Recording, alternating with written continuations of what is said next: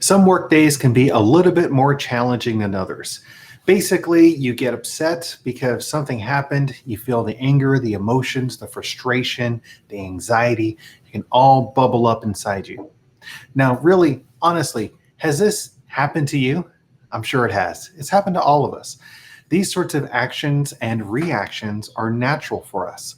The most important thing, though, is figuring out how we can use this and then also understanding how we could really apply it towards something more for fulfillment and happiness.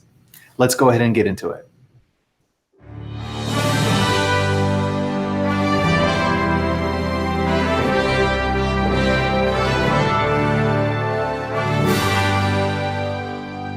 Hello, everyone. I'm Javier, and welcome to Gov Geeks Assemble. Level up your 9 to 5 on 95. My colleague and co-host Karen is unable to join us today, but no worries. I'm here for you guys. We're going to make this a really great session. I just know it. So this whole idea about frustration, anger, all of these concerns, they are natural issues. And there are some strategies that we'd like to share with you to help you manage through all of them. But before we jump into all of that, just wanted to make a quick announcement. So next Wednesday on September the 1st, we are actually releasing our first book. So this is called the Gov Geeks Guide to Government Resumes. I almost called it the name of the show. We're so excited it's getting published. It's going to be available. We'll put all the links and everything for you. If you're interested in finding some career fulfillment and writing a solid resume, well, again, we are here for you. So back to our topic for today, this idea about frustration, anger, all of that stuff that kind of bubbles up.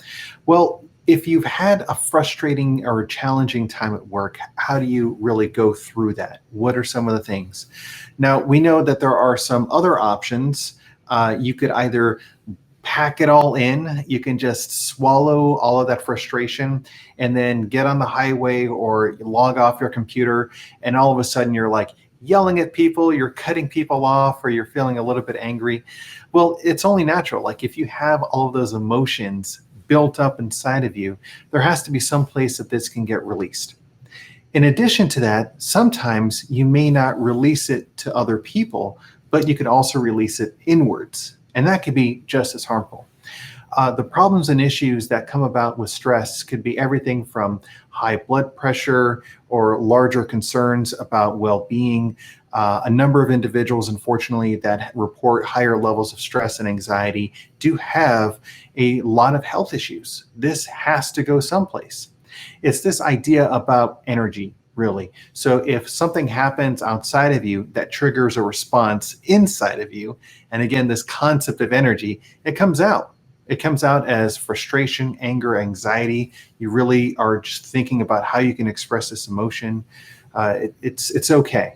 The really most important thing to start off with is that, again, it is okay not to be okay.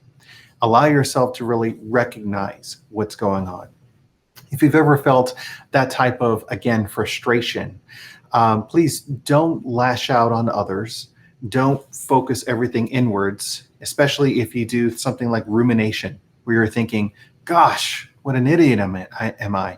Why did I do that? How come that came out that way? Why couldn't I have done that better? Or having a lot of concern about what others might be thinking about you, your perception. My boss, he's or she is thinking this right now. No one's going to find me credible. There's these bigger issues that I'm dealing with, and I'm just not up to the task. All of that stuff just compiles on top of that frustration, anxiety, and fear that you were feeling in the first place. And that's what leads to even more of a breaking down. It's interesting. I was watching a movie not too long ago called City Slickers. You guys maybe remember it. And it was interesting because one of the characters, Curly, tells Billy Crystal's character that you can spend 50 weeks out of the year getting all curled up. And then you expect that you're going to take 2 weeks every year to do a vacation, and then everything is going to be perfectly fine. Well, it doesn't really happen that way. If you're living in an environment where you are building up all of that frustration, anxiety, and fear, well, it's still within you. And it's not something that you can just release. It's also not something that, you could light a few candles, relax a little bit, and then everything goes away. If these are significant things that continue to pile up, then these are something that we need to address. So I just really wanted to make sure I took a moment and kind of spelled all of that stuff out. Of course, there are days that are better than others. But if you really begin to see patterns, if these are really affecting you in terms of your emotion or your feelings about things, then maybe it's time to kind of consider other alternatives and how you can manage all of this stuff here as well. So with that, and I'd also like to point out the suicide prevention hotline as well, 1-800-273-8255. This is something that is really building up, and you need to talk to an actual licensed therapist or a healthcare provider. Please reach out to them. No way in the Gov Geeks is this medical care or attention. We're just trying to provide some strategies that might be helpful for you. But really, if this is something that you need to speak to a medical care professional, then absolutely, please do. Your health is important. There's only one you, so take care of yourself. And that is one of the most important things. So with that said, we have just about 4 strategies that we're going to share with you today to see about managing some of these challenges and these issues that you might be experiencing. Okay, so let's go ahead and jump into the first strategy here. So the first one is to remember the acronym STOP. It's a pretty neat thing. Whenever you feel triggered, if you feel a lot of stress, if you feel muscles tightening, if you notice that your jaw is clenched, a little bit, if your tongue is pressing against the top of your mouth, if you feel any part of your shoulders, your legs just kind of like cleansing up, and you just feel that there, take a moment and remember this acronym STOP. So let's go ahead and go through this acronym right quick. So the first letter here, S, is just literally for stop. Allow yourself the space and the time to stop. This can be a challenge because sometimes you can get triggered, you feel that anger, and you want to stop, but then you think in your mind, I can't stop. I have to work on this project. I need to finish this stuff. They're counting on me. These are the things that I need to do. Well, it's nice to have all of that, but recognize that you can't complete everything if you were triggered in the first place, because you're in the wrong frame of mind for things. You may have experienced this when you were a kid, where you were really frustrated at something and you wanted to figure it out, you wanted to do something, but you just couldn't because you were so angry over something. Then if you had relaxed a little bit, perhaps taken a walk outside, and then come back to it, the answer would have been a whole lot more simple. Now, it's true as adults as well. We think that sometimes we grow out of all of that stuff and, we're adults, I'm totally capable about doing this. Well, we have the same tendencies because we're human beings at every stage in our development in our life. So allow yourself the opportunity to stop and reflect on this. So the second letter, T, is for take a step back. So allow yourself to be objective. When you take a step back, you observe whatever the issue or the concern is outside of your experience in it. It's a whole lot easier, like when you're in there, when you're involved and someone triggers you or you're feeling that frustration, that you just want to pull your hands into it and try to solve it, fix the problem, defend yourself, all of that sort of stuff. But if you take a step back, you allow yourself to kind of remove yourself from the situation, to allow yourself to think through something rather than being so involved in it that you can't see one way or the other. It's like blinders are put up when you get triggered. And it happens. If you stop and give yourself the opportunity to take a step back, it's a whole lot easier to then move on to the third step, which is observing what the trigger was. So observe. Now, that's a key word because you're not doing any sort of larger action or activity. You are observing the action or the activity. If you're digging a hole, the first thing to do is to stop digging. If you're feeling frustrated, concerned, well, don't pile on top of that with other issues. When you observe everything, you can connect the dots a little bit more clearly. You can kind of see and understand, well, really what is happening at this moment. You're allowing yourself to really kind of see everything in a bigger sense rather than just having them connected together. And then the last letter, P, is proceed mindfully. So this is taking the opportunity to take the next step. Now, you could choose something that would be detrimental, challenging, concerning, but if you proceed mindfully, you would at least allow yourself the opportunity to think things through before you take the next action. For instance, what happens when you feel triggered? You overreact sometimes. You perhaps say things that you didn't intend to say if you were in a calmer state of mind, for instance. Or have you ever had the experiences where you look back and you regret whatever action or activity that you took? You could be like, oh man, I wish I didn't do that. I got really caught up in the moment. It was an argument, and then this happened. I blurted something out, or, I took this rash decision, or you were working on a project and you made a decision too quickly without thinking things through, and now you have to suffer the consequences. It's interesting because if we were to take that one moment and think things through a little bit more before taking the action or the activity, then that saves us all sorts of heartache in the future.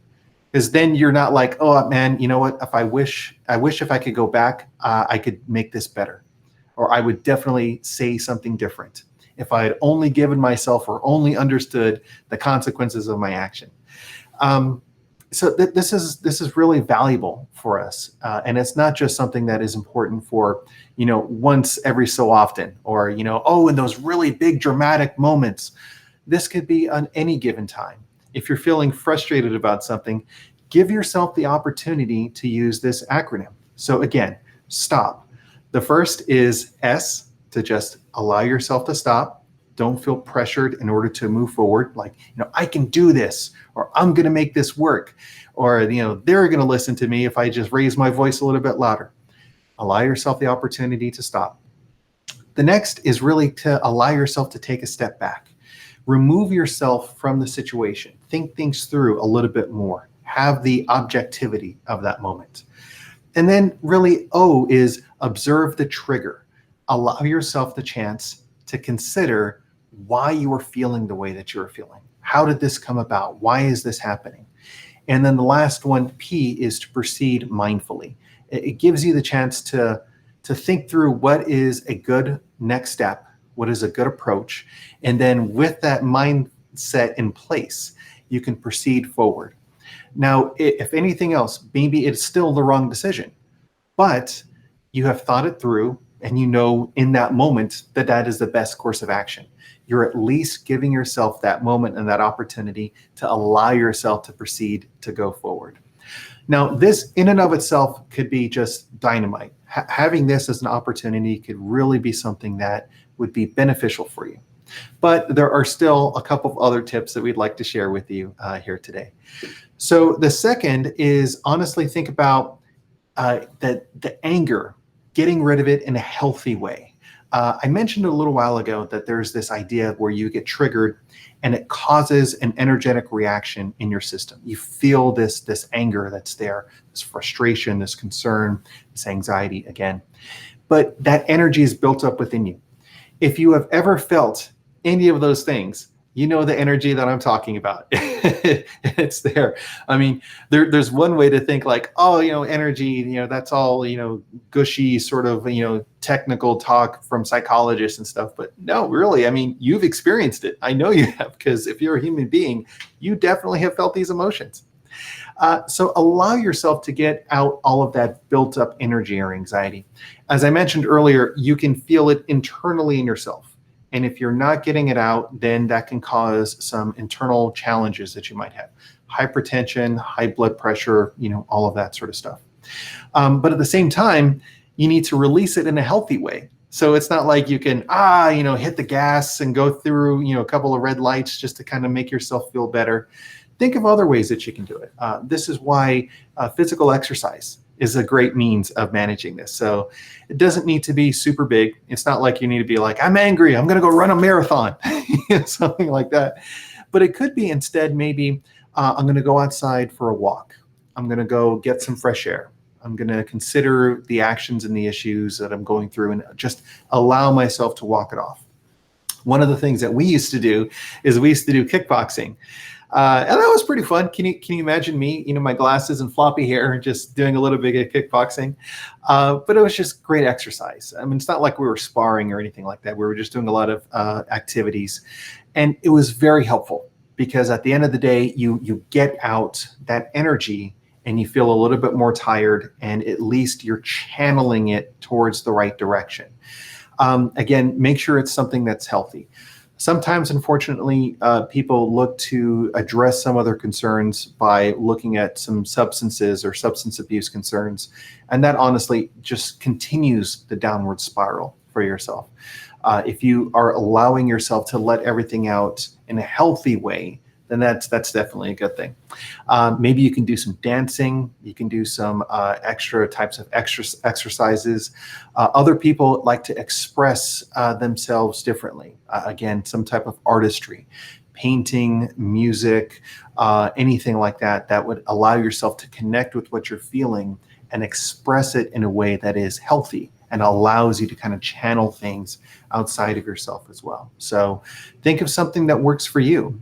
Think of something that brings you some happiness. If you have the opportunity or the access, take a swim, go for a walk. Simple things. It doesn't have to be huge and expensive. It just needs to be something that is meaningful for you and a good outlet for you as well. So allow yourself to release the energy in a healthy way. Okay, tip number 3 is to ask yourself really, well, why is it that triggered you? What was it about the problem, the concern, the action, the event? What was it about that triggered what you're feeling inside? One of the great things to do is to ask yourself honestly what you are feeling or how you were feeling. Imagine you were having a conversation and someone were to ask you, what are you feeling right now? And you can say, well, I'm feeling angry, I'm feeling upset, I'm feeling sad, I'm feeling very frustrated, I'm feeling concerned. Well, allow yourself to express that. Just ask yourself, honestly, what am I feeling right now? Okay, then the next step is to ask, well, what caused you to feel that way? And it could be something simple where you could say, well, my boss made me feel this way. Okay, well, their action made you feel that way. What was it that action was? Did they say something to you? Did they indicate some sort of like a displeasure or concern about something? What was that action or that activity that made you feel that way? The next step after that is a little bit of more of an extra level. And it's really kind of trying to find the underlying emotion behind what you are feeling in that moment. So yes, you end up feeling frustration because perhaps your boss said something disapprovingly about some of your work.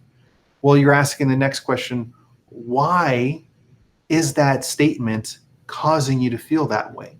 What is it about them saying that makes you feel angry, frustrated, tired, upset? Then you can begin to think, okay, well, what's the root cause of all of this feeling? Perhaps you're feeling overwhelmed. Perhaps you're feeling a larger sense of like they were insulting your intelligence or your capabilities. Or perhaps it is triggering something within you that makes you feel, maybe I'm not prepared for this, and that frightens you.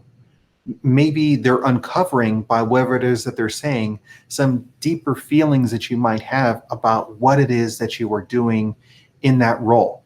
So for instance, if you take a new job and you're nervous about it because you really want to do a good job, you're hoping for a good environment or a good place, and you feel that you have this expertise, but then people begin questioning what the work is, and that triggers a reaction in you. And you can think, well, maybe I'm feeling this way because you see yourself as like an expert in something, but then they question you or criticize you, and that challenges your thought about the expertise. That challenges within you your own thought, perhaps, about your belief of you being an expert. And maybe that's something that really connects. So at the end of the day, it's not so much that your boss says one thing and that causes you to feel bad. It's because your underlying feelings about that issue have been brought up.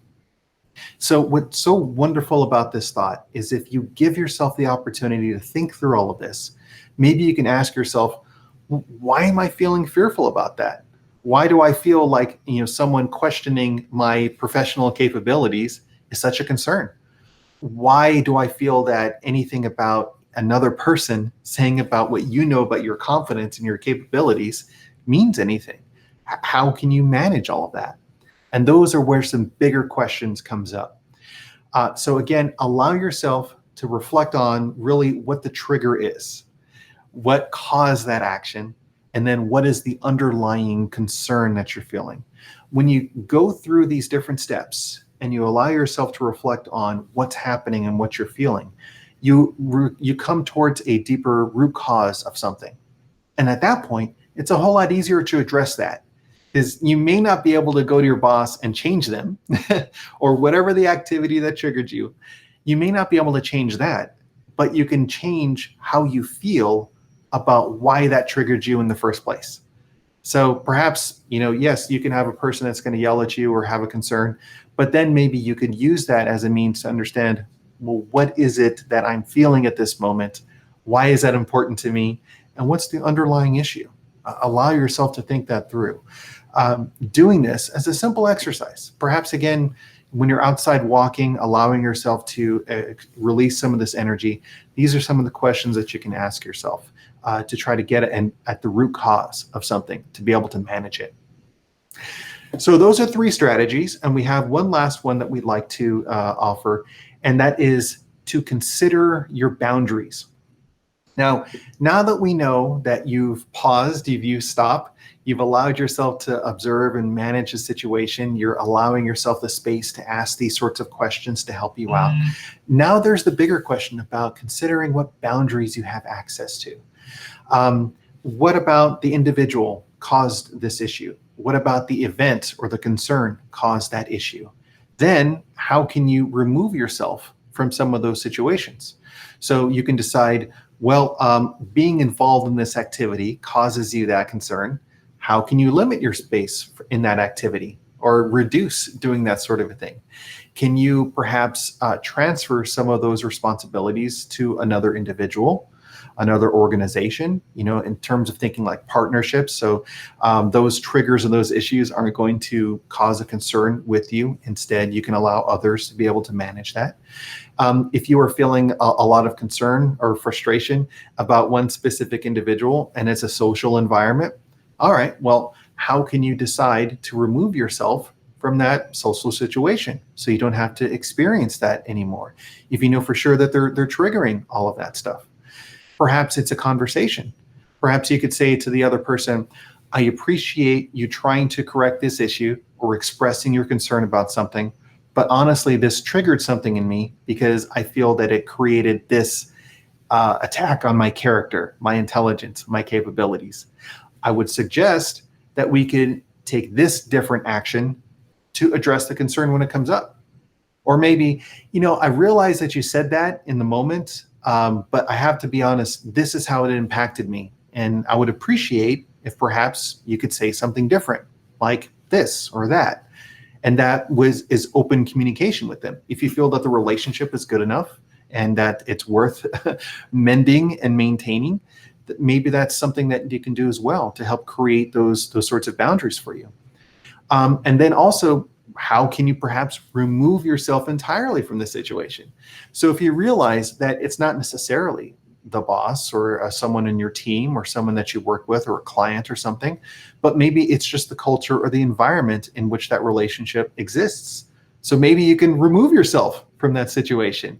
Give yourself the space to be able to walk away and say, I understand that this triggers me. Therefore, I'm just not going to partake, or I'm going to self-manage how this is impacting me. Give yourself that space. So then it's not so much about, there's this bad thing that's happening and there's nothing that I can do about it. Instead, it's more about, okay, I understand this and this is the consequences. So if I manage this up front, then maybe my life would be a little bit better. Some simple thoughts, some strategies that might be of value and benefit to you. So consider all of them. So today we've talked about this idea about frustrations, concerns, and how to go about managing them. If you're a human being, you have definitely experienced all of these before. So let's think about how we can manage it. The first one is to remember the acronym STOP. The second is to allow yourself to really get that energy out of your system in a healthy way that doesn't harm yourself or others. Next is to ask yourself in terms of the trigger. Why did this trigger me? What about this triggered what I'm feeling in this moment? And then lastly, consider some boundaries. Think that there might be some other strategies, some other attempts to manage all of this stuff in a healthy way to allow yourself to reduce that sort of impact on your body and on your life and your mental well-being. Your whole well-being is important. And it's a great way to try to make sure that you're capturing a strategy to help you feel better. And that is the ultimate goal that we're really dealing with here. So we only have a couple of minutes left, and we have one question from the Gov Geekdom that we'd like to talk about.